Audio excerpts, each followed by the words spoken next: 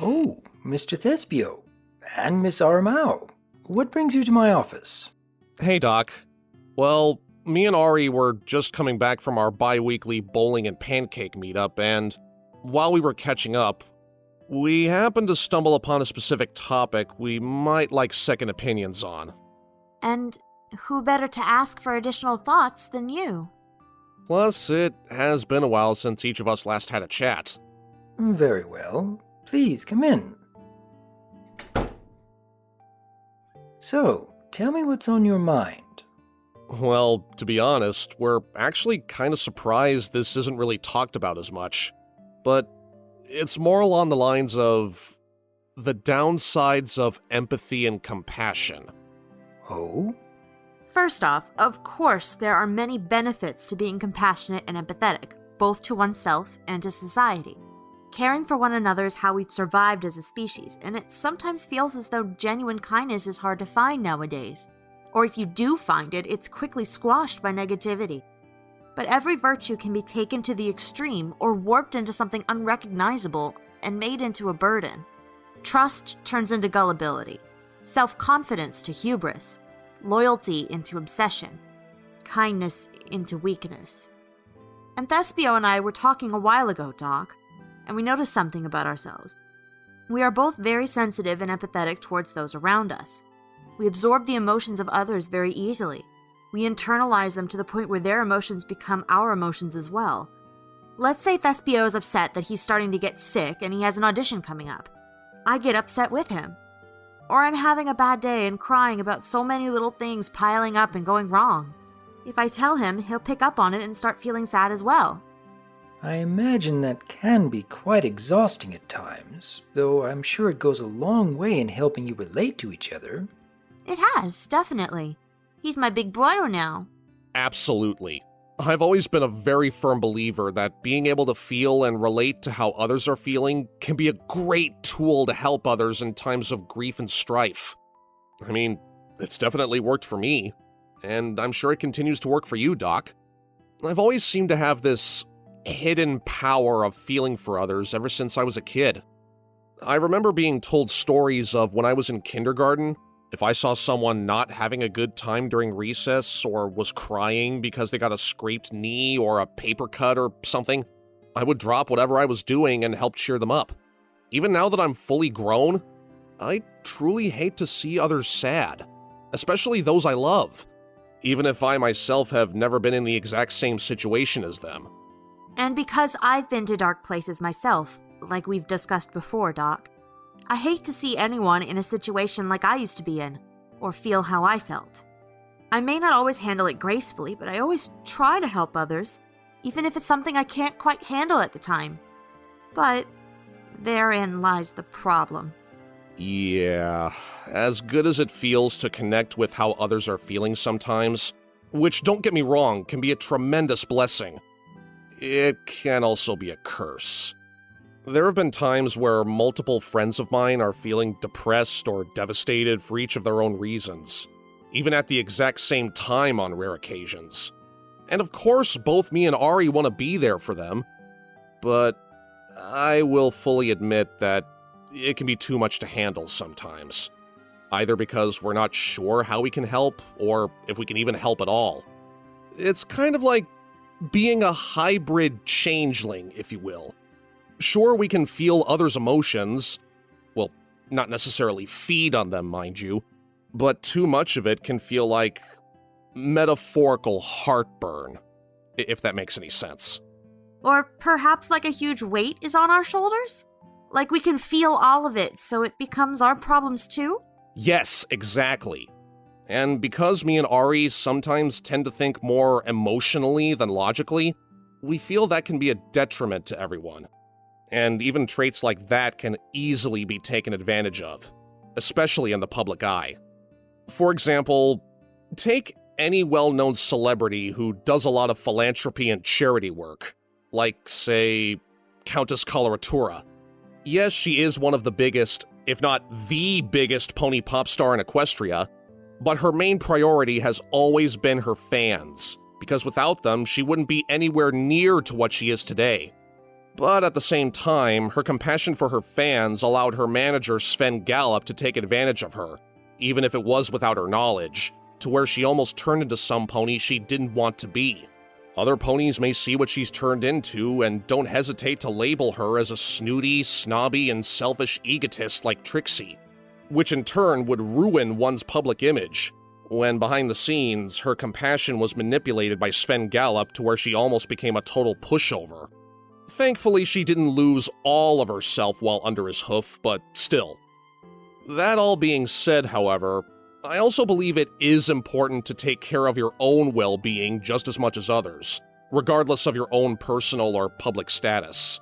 Taking time for yourself is important, but then people call you selfish for not rushing to help someone else, especially if you have a reputation for doing so. Because we're so publicly compassionate and advocating for positivity, people grow to expect us to be nice all the time. But if we sit by and do nothing to help or don't say the exact right thing, we're automatically bad people. Being blunt and saying, "I can't handle this right now," turns us into heartless monsters because we always help or are always nice to other people. So it's a very stark contrast when we can't. Conversely, if you're nice and compassionate and sweet all the time, people walk all over you. Wasn't that people's main problem with Fluttershy in the beginning, Doc? Yeah, that is true, but it's at least good to know that Fluttershy has grown a lot since. But yeah, in the beginning, her kindness was her big Achilles heel at times. And well, let's just say her run-in with the Breezies kinda hit us a lot harder the more we thought about it. Why is kindness so easily punchable, Doc?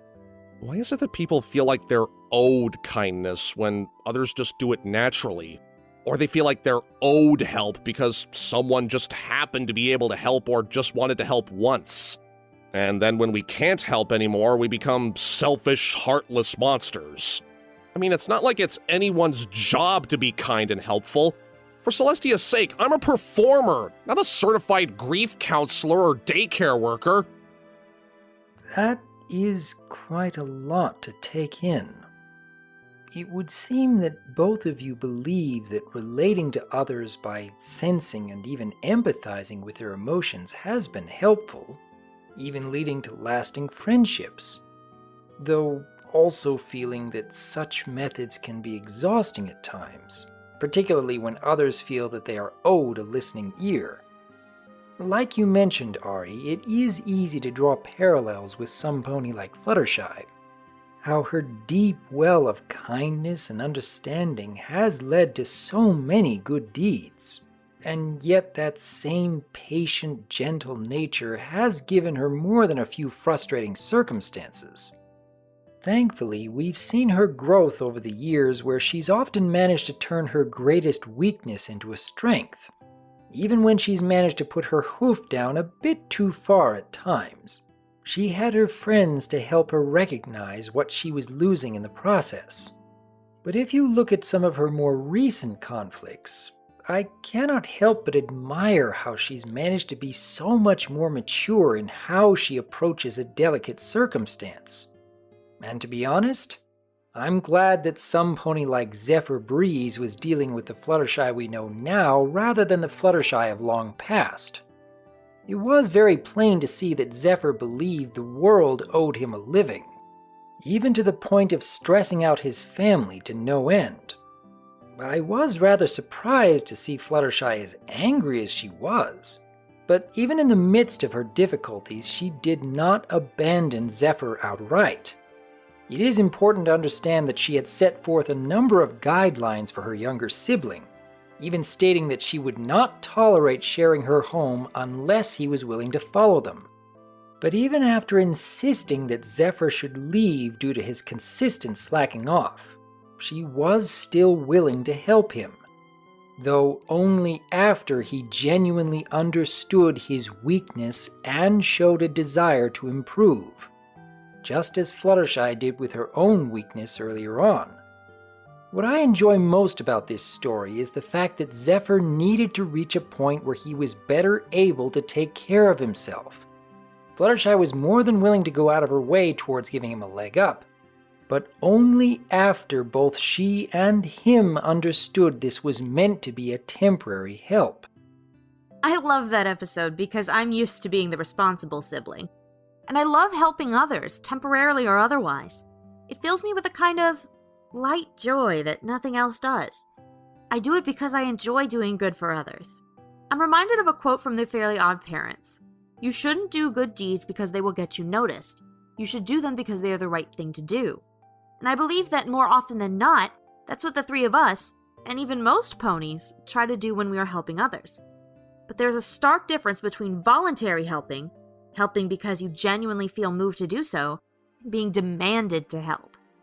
Think back to when you were a little pony, or wolf, and your room was a little cluttered. You've noticed your mom or dad has been having a hard day, so you pick up your room without them asking, or you make them a snack, or you do the dishes, and you show them what you've done because it will make them happy. Now imagine them demanding you do all those things. You'll still do them because they're your parents, but you don't want to. There's no joy in it. You're not doing it out of love or compassion or kindness. You're doing it out of obligation and to get them off your back, so you can go back to doing things you actually like doing. And you two have had so long to adjust to this. You both are my brony seniors in many ways. I'm still very new around here, and the demands for attention, help, and care overwhelm me very easily. And the demands become more and more taxing every time they happen. It sort of sucked the love I used to have for helping others, and I hate myself sometimes for feeling that way. Trust me, Ari. I know all too well where you're coming from. Because that example you gave, I actually lived it. But with more extraneous circumstances.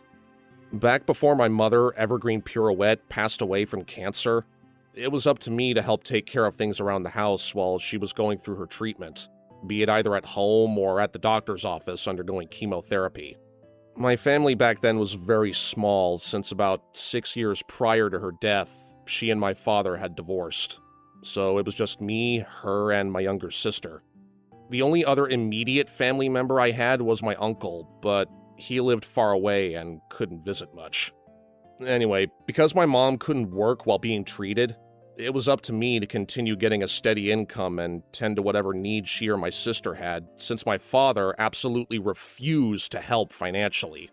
So I had to help out of obligation too, and up until her death, it was extremely tiresome for me. And unfortunately, my sister started to take advantage of me because of it. She heavily relied on me to get her to and from school every day, and because she didn't have a job, nor was she looking for one despite being of legal working age at the time, she expected that I pay for whatever material item of the day she couldn't live without. I started to think that she just saw me as a chauffeur or a bank instead of a brother. But at the time, I had no choice. I've since distanced myself from my sister, so all I have now is my aunt and uncle, my other friends, including you and Ari, and of course, my wife. In fact, I remember each of them telling me that I share the same compassion to help others like my mom did. She was kinda well known for always helping other students and staff at the school she taught at. It's like my uncle said to me during her celebration of life ceremony. Love and compassion was always her main goal in life. I guess I always felt the need to keep her generous legacy alive, despite any and all costs that come with it. So, I suppose it is fair to say that I am my mother's son. But, yeah, going through something like that has kinda zapped away my will to help others as well. And believe me, it absolutely sucks having those feelings sometimes. I'm very sorry to hear about your circumstances, Thespio. I haven't needed to go through anything quite like that myself as of yet. I do hope your future will be easier for you to handle. Though if I'm being honest, I don't believe it's healthy for anyone to constantly be waiting for a future which will be easier for them. We're not supposed to be looking for what's easy after all.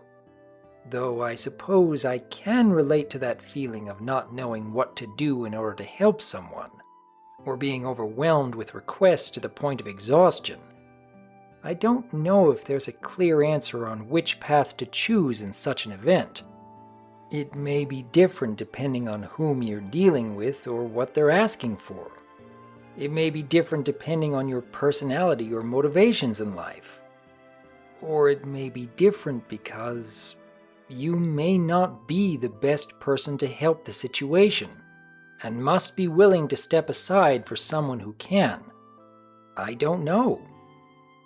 But I still want to believe there is even a tiny fragment you can provide on a daily basis.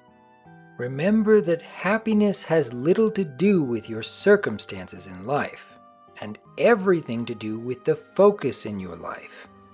Keep yourselves stable and dependable where possible. And sometimes, a slow, deep breath can make a little difference in managing your own difficulties. Yeah, I suppose that makes sense. I guess topics like this don't seem to have a clear black or white solution, do they? Now I want to help you figure out what to do next. No. It's fine, Ari. It's not like I was looking for an end-all, be-all answer or a blueprint to build a better future anyway. And I do understand what Doc is saying. Sometimes you just aren't the right person for the job. I mean, you can't expect a carpenter to do the job of a firefighter, right? Or it's like whenever I go in for an audition. If I don't get the part, it doesn't mean they don't like me. It just means I'm not what they're looking for. Or they could possibly direct me to something else that does fit me. I guess at the end of the day, I was just looking for validity in my thoughts. And I just wanted to vent a little. Sometimes helping others all the time, absorbing every emotion you come across, only feeling in extremes on top of anxiety and depression, it wears me out so quickly, and it's still newer to me. And I'm still paranoid that I'm hurting more than I'm helping, or that any act of kindness will wind up making people hate me, no matter the intentions. It's nice to have some kindred spirits around, though. And I think this was pretty productive, even if we did kind of barge in. I think it's fine to have an unexpected visit with ponies on occasion, as long as you've been enjoying their company before. And I think your words go a long way in helping me relate, as you both have put it. Wait, did we help the Dr. Pupper? Life fulfilled! Group hug too? I'm down for that. Oh, and Doc, we'd love to have you if you ever want to join us for our bi-weekly bowling and pancake meetups. As you wish. Do take care, Mr. Thespio and Miss Aramau. I'm sure we'll be seeing each other again soon. Shall do, Doc. And thanks again. Say hello to your lady for us.